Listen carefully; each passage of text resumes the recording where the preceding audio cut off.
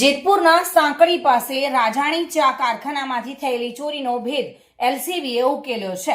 Jetpur Junagadh national highway પર આવેલી રાજાણી ચાના નામના કારખાના કોઈ અજાણ્યા ચોર ઈસમે કારખાનાની દિવાલ ટપ્પીને ઓફિસની બારીનો સળિયો કાપી ઓફિસ અંદર પ્રવેશી ઓફિસમાં ટેબલના ખાનામાં લોક તોડી ટેબલના ખાનામાં રાખેલા ₹1,40,000ની ચોરી કરી અને ફરાર થઈ ગયો હતો।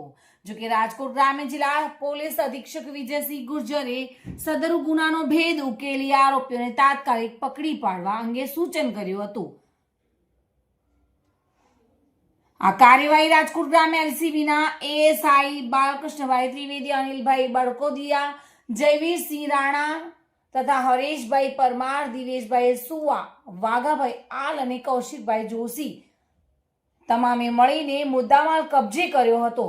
જોકે પકડાયેલા તસ્કર બેલડી પૈકી અંકિત સામે અગાઉ રાજકોટ, જામનગર તથા ગોંડલમાં 4 ગુનાઓ પણ નોંધાયેલા છે। પોલીસે મોરબીના 2 શખ્સોની ધરપકડ કરી વધુ તપાસ હાથ ધરી છે।